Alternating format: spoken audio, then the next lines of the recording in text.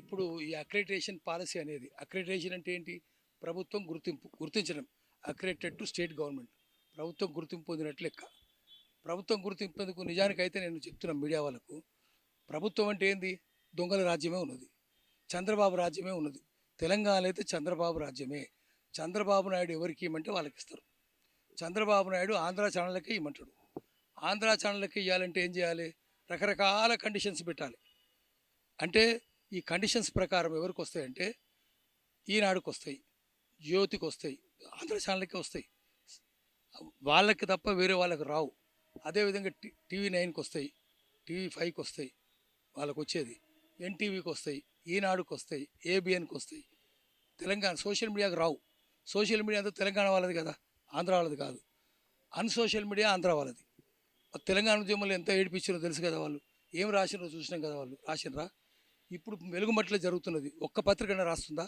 ఒక్క టీవీ అయినా వేస్తుందా? సోషల్ మీడియాలోనే వేస్తున్నారు, పత్రికలు వేయరు. అందుకనే శ్రీశ్రీ చెప్పినట్టు పెట్టుబడికి కట్టుకథకు పుట్టిన విషపుత్రికలు ఆంధ్ర దినపత్రికలు. ఆ విషపుత్రికలకే అక్రిడిటేషన్లు వస్తాయి. పత్రికలు గోరంతలు కొండంతలు చేస్తాయి, కొండలు గోలుకొండలు దాచేస్తాయి అన్నాడు. ఇప్పుడైతే ఆ పత్రికలు, ఆంధ్ర పత్రికలు అవన్నీ మనం చూసినాం కదా. 3600 ఎకరాలు కబ్జా పెట్టే రామోజీ ఫిలిం సిటీ ఆంధ్రలే కదా అవన్నీ. అట్లా అందరు భూములు కబ్జా పెట్టారు. అప్పుడేమో పత్రికలు గోరంతలు కొండంతలు చేసినాయి. ఇప్పుడు కొండలు గోలుకొండలు హనుమకొండలు మణికొండలు మింగి అనకొండలు వచ్చినాయి. అనకొండలు అవన్నీ అనకొండలకే అక్రిడిటేషన్లు వస్తాయి. చిన్న వాటికి రావు, వానపాములకు రావు. ఇయ్యరు. ఎందుకంటే అవన్నీ కేబుల్ ఛానల్స్ స్టూడియో ఉండాలని చెప్తున్నారు ప్రతి జిల్లా. ఇప్పుడు శాటిలైట్ ఛానల్స్కి ఉన్నాయా? వాళ్ళకు కూడా జిల్లాలు లేవు. టీవీ 9కు ఉందా? ఈటీవీ జిల్లాకు ఉందా? లేదు. 33 జిల్లాలు ఉన్నాయి తెలంగాణలో. ఏ జిల్లాలో ఉన్నాయి చెప్పమనండి. 33 జిల్లాలు అయితే లేవు. మరి వాళ్ళకి ఎట్లా ఇస్తున్నారు? అంటే అక్కడ కూర్చున్న వాళ్ళంతా ఇన్ఫర్మేషన్ డిపార్ట్మెంట్లో కూర్చున్న వాళ్ళు they are victims of misinformation or disinformation. తప్పుడు సమాచారము ఉన్నోళ్ళే. వాళ్ళందరూ చంద్రబాబు నాయుడు చెప్తే ఇక్కడ కూర్చున్నారు. చంద్రబాబు నాయుడు చెప్తే రేవంత్ రెడ్డి చెప్తే మంత్రులు, ఆ మంత్రులు చెప్తే డైరెక్టర్లు, ఐఏఎస్ ఆఫీసర్లు, ఇంగ్లీష్ ప్యారెటింగ్ జోకర్స్ వాళ్ళు కూర్చొని ఉంటారు. వాళ్ళ దగ్గర కింద ఎవడో కూర్చుంటాడు పిఆర్ఓ. వాడు చెప్తాడు, అదే నడుస్తుంటుంది అక్కడ.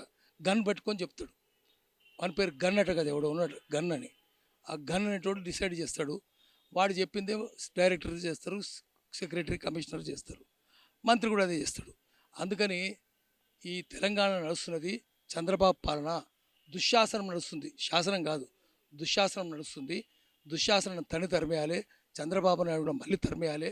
అనేక సార్లు రేవంత్ రెడ్డి చెప్పిండు, నేను చదువుకున్నది నా ప్రాథమిక పాఠశాల ఆర్ఎస్ఎస్, నా కాలేజీ టీడీపీ అని చెప్పిండు. చంద్రబాబు నాయుడు నా గురువు అని అనేకసార్లు చెప్పిండు. సో ఆయన మనిషి అయిన కాబట్టి చంద్రబాబు నాయుడుకు అనుకూలంగా ఉన్న వాళ్ళకు అక్రిడిటేషన్స్ వస్తాయి, వ్యతిరేకంగా ఉన్న వాళ్ళకు, తెలంగాణ వాదులకు, తెలంగాణ ఛానళ్లకు ఏ గుర్తింపు ఉండదు. వాళ్ళకు అవకాశాలు కూడా ఉండయి, వాళ్ళకు సౌకర్యాలు కూడా ఉండయి, హెల్త్ స్కీమ్ కూడా ఉండదు, భూములు ఉండయి, ఇల్లు ఉండయి, ఏముండయి. అన్నీ ఆంధ్ర వాళ్ళకి వస్తాయి. ఇచ్చినా కూడా అమలు అవుతలేదు. అమలు కాదు. వాళ్ళు ఏం చేస్తారంటే వాళ్ళది మంత్రులది నోరు నవ్వుతుంది, నొసలు ఎక్కిరిస్తుంది.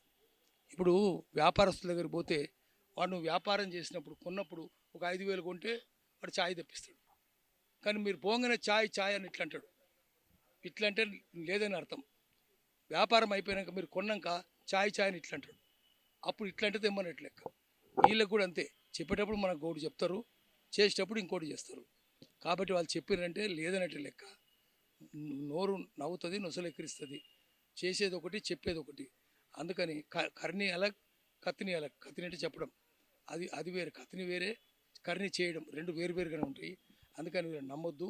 రాజకీయ నాయకులు ఏది చెప్పినా నల్లమల్లో నక్కలు నవ్వుకుంటున్నాయి. అందుకని మళ్ళా పోరాటం చేయాల్సిందే. సోషల్ మీడియా అంతా పోరాటం చేయాలి. ఇప్పుడు చూసిన వెలుగుమట్ల తెచ్చి ఇక్కడ వచ్చింది, ఒక సోషల్ మీడియాలోనే వచ్చింది. అంత అరాచకాలు జరుగుతుంటే ఏ పత్రికలను రాసినాయా?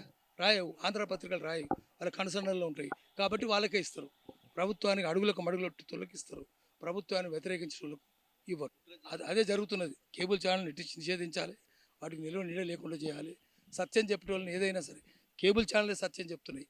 అందుకని శ్రీశ్రీ ఎప్పుడో చెప్పిండు, 2-4 అంటే జైలు నోళ్ళు తెరుస్తాయి, గుండ్రాలు విసురుస్తారు. సోషల్ మీడియా 2 x 2 4 అని చెప్తున్నాయి అమాయకంగా. అందుకని వాటి మీద నిషేధం, ఆంక్షలు పెడుతున్నాడు. ఆ ఛానల్ ఏమో 2x2 4 8 అని చెప్తున్నాయి. Andhra channel, Chandrababu channel. కాబట్టి వాటికి అవకాశాలు ఇస్తున్నాడు. ఇది అందరూ తెలుసుకోవాలి. సోషల్ మీడియా ద్వారా మళ్ళీ పోరాటాలు చేయాలి. ప్రజల్ని సోషల్ అవేర్నెస్ తీసుకొని రావాలి. సోషల్ మీడియానే ఆ పని చేయగలుగుతుంది. అందుకని అప్పుడే తగిన గుణపాఠం పాలకులకు వస్తుంది. చంద్రబాబు కావచ్చు, రేవంత్ రెడ్డి కావచ్చు. దానికోసం పోరాటాన్ని ఉధృతం చేయాల్సిన అవసరం ఉంది.